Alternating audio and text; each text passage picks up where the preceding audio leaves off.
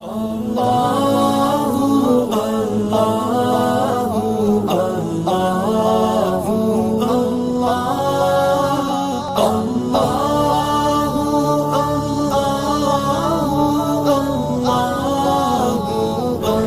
صلی اللہ علیہ وسلم نے فرمایا اس وقت تک قیامت واقعہ نہیں ہوگی جب تک کہ دو جماعتیں، بڑی جماعتیں آپس میں بڑا قتال نہ کریں اور وہ دونوں جماعتوں کا دعویٰ ایک ہی ہوگا۔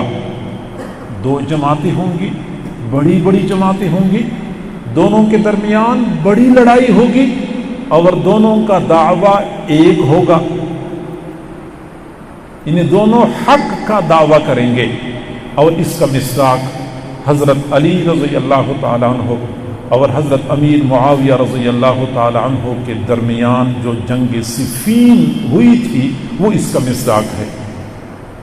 دونوں حضرات حضور صلی اللہ علیہ وسلم کے قریبی صحابی تھے، ایک داماد رسول تھے اور دوسرے کاتب وحی تھے، بڑے بلند مقام اور مرتبے والے تھے۔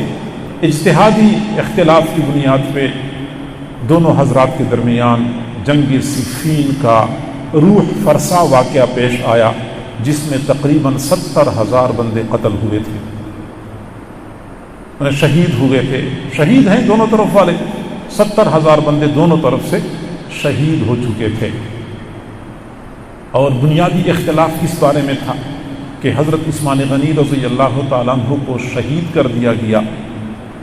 حضرت علی رضی اللہ تعالیٰ عنہ نے اپنی امارت کے لیے لوگوں سے بیعت دینی شروع کر دی، لوگوں نے حضرت علی کو اپنا امیر چن لیا۔ حضرت امیر معاویہ رضی اللہ تعالیٰ عنہ اور حضرت عائشہ رضی اللہ تعالیٰ عنہ دونوں حضرات حضرت علی کے ہاتھ پر بیعت کرنے میں تردد کا مظاہرہ کر رہے تھے۔ ان کا یہ کہنا تھا، ان کا یہ مطالبہ تھا کہ ہم حضرت علی کے ہاتھ پہ بیعت تب کریں گے جب حضرت علی پہلے حضرت عثمان کے قاتلین سے قصاص لے لیں۔ حضرت علی رضی اللہ تعالیٰ عنہ کا مطالبہ یہ تھا کہ تم لوگ میرے ہاتھ پہ بیعت کر لو، پہلے میری پشت مضبوط کر لو، میں مضبوط ہو جاؤں تو میں حضرت عثمان کے قاتلوں سے ضرور قصاص لوں گا، چونکہ وہ قاتل لوگ کوئی ہلکے لوگ نہیں تھے، بڑی مضبوط جماعت تھی اور اس جماعت سے قصاص لینا کوئی آسان نہیں تھا۔ حضرت علی کا مطالبہ یہ تھا کہ تم مجھ سے کم از کم میرے ہاتھ پہ بیعت تو کر لو، تم مجھ سے مطالبہ کر رہے ہو کہ میں حضرت عثمان کے قاتلوں سے قصاص لے لوں، جبکہ تم مجھے خلیفہ ہی نہیں مانتے۔ اب خلیفہ نہیں مانتے، مجھے امیر تسلیم نہیں کرتے تو تمہارا مطالبہ ہی بے جا ہے، پہلے مجھے امیر مان لو پھر میں تمہارا مطالبہ پورا کروں گا، حضرت عثمان کے قاتلوں سے قصاص لوں گا۔ اب اگر دیکھا جائے تو حضرت علی رضی اللہ عنہ کی رائے وزنی معلوم ہوتی ہے کہ وہ فرماتے ہیں کہ پہلے میرے ہاتھ پہ بیعت کر لو، مجھے اپنا امیر تسلیم کر لو، پھر میں تمہارا مطالبہ پورا کروں گا۔ جب تم لوگ مجھے امیر ہی نہیں مانتے تو تم مجھ سے مطالبہ کیسے کرتے ہو کہ میں قاتلوں سے قصاص لے لوں؟ قاتلوں سے قصاص تو امیر لیتا ہے، امیر تم مجھے مانتے نہیں ہو۔ چنانچہ یہ اجتہادی اختلاف تھا، چونکہ حضرت امیر معاویہ رضی اللہ عنہ اجتہاد کے مقام اور مرتبے پر فائز تھے، حضرت علی بھی اجتہاد کے مرتبے پر فائز تھے، اور ہمارا یہ عقیدہ ہے، نقطہ نظر ہے، بلکہ صریح حدیث سے ثابت ہے کہ مجتہد جب اجتہاد کرتا ہے، اگر اجتہاد میں صحیح ہو تو اس کو 2 نیکیاں ملتی ہیں، اگر اجتہاد میں غلطی بھی ہو جائے پھر بھی اس کو 1 نیکی ملتی ہے۔ تو ہم تو یہی مانتے ہیں کہ حضرت علی کو بھی اللہ تعالیٰ نے اسی اجتہاد پر اجر دیا ہے اور حضرت امیر معاویہ کو بھی اللہ نے اسی اجتہاد پر اجر دیا ہے۔ البتہ اہل سنت والجماعت والوں کا یہ نقطہ نظر ہے کہ حضرت علی رضی اللہ عنہ کی رائے وزنی تھی، ان کا موقف زیادہ مضبوط تھا حضرت امیر معاویہ کے موقف سے، لیکن حضرت امیر معاویہ کو بھی اللہ رب العزت نے اجر عطا فرمایا ہے۔ حضرت علی کی جانب جو حضرات دنیا سے تشریف لے گئے، شہید ہو گئے، وہ بھی شہید ہیں، حضرت امیر معاویہ کی طرف جو لوگ قتل ہو گئے وہ بھی شہید ہیں۔ یہ ہمارا نقطہ نظر ہے۔ اور یہ بات سمجھنی چاہیے کہ چونکہ وہ دونوں رسول اللہ کے صحابہ تھے اور دونوں ایک دوسرے کے ساتھ اختلاف کرتے ہیں، تو ان کو اس بات کا حق پہنچتا ہے۔ اس اختلاف کی بنیاد پہ بعد والوں کو حق نہیں پہنچتا کہ وہ حضرات صحابہ کرام کے بارے میں زبان کھولیں، حق نہیں پہنچتا۔ میں دوستوں کو مثال سے سمجھاتا ہوں کہ قرآن پاک میں حضرت موسیٰ علیہ السلام اور حضرت ہارون علیہ السلام کا واقعہ مذکور ہے، اور جب حضرت ہارون علیہ السلام کو اپنی قوم میں نگرانی کے لیے چھوڑا، حضرت موسیٰ علیہ السلام چلے گئے کوہ طور پہ، تو واپس آئے تو قوم شرک میں مبتلا ہو چکی تھی۔ حضرت موسیٰ علیہ السلام جلالی پیغمبر تھے، جلال میں آئے تو حضرت ہارون علیہ السلام کو پکڑ لیا۔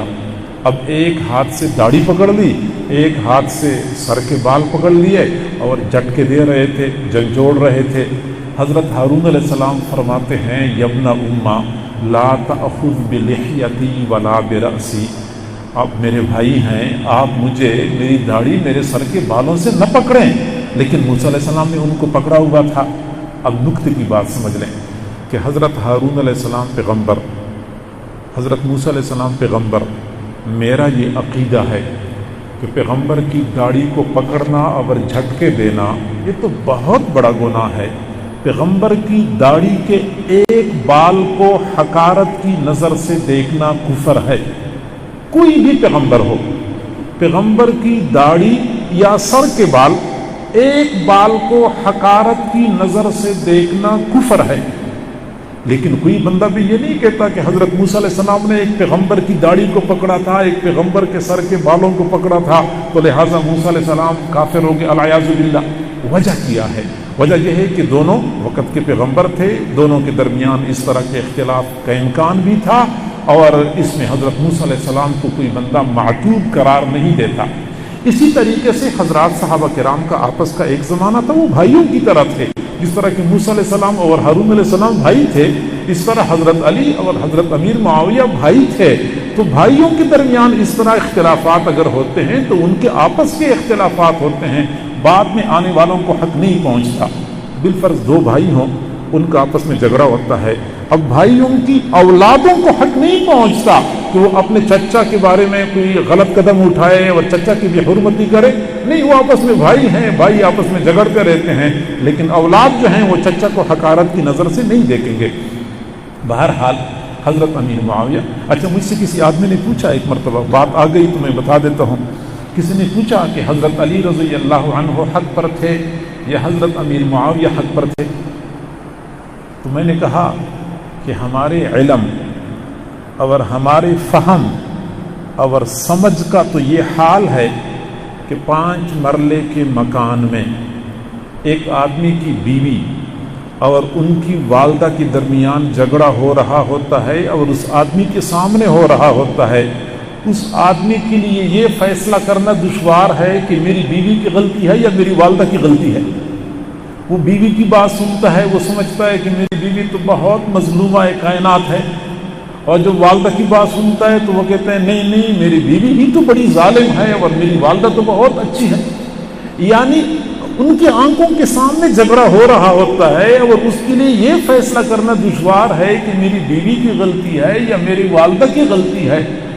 تو اگر ہماری آنکھوں کے سامنے دو بندوں کے درمیان جھگڑا ہوتا ہے، فیصلہ کرنا دشوار ہوتا ہے، تو 14 صدیاں پہلے ایک واقعہ پیش آیا تھا، اور ہم ابھی سے یہاں بیٹھ کے باقاعدہ اپنی دانش کی تیر پھینکنا شروع کر دیتے ہیں اور گھوڑے دوڑانا شروع کر دیتے ہیں کہ کس کی غلطی تھی۔ اپنے ایمان کو خطرے میں ڈالنے والی بات ہے۔ حضرات صحابہ کرام کا کارخانہ بہت بلند ہے، ہماری فہم سے، ہماری افکار سے، ہمارے تمام تر تصورات سے ان کا مقام مرتبہ بہت بلند ہے۔ محض تاریخی روایات کی بنیاد پہ صحابہ کرام کے بارے میں ایک بال کے برابر بھی کوئی بدگمانی دل میں لانا اپنے ایمان کو خطرے میں ڈالنے والی بات ہے، تو اس سے اجتناب کرنا چاہیے۔ بہرحال ان دو حضرات اور ان کے ساتھیوں کے درمیان جو جھگڑا ہوا تھا، اور اس جھگڑے کا تذکرہ آپ علیہ الصلوۃ والسلام نے حدیث میں فرمایا تھا کہ یہ بھی قیامت کی ایک نشانی ہے۔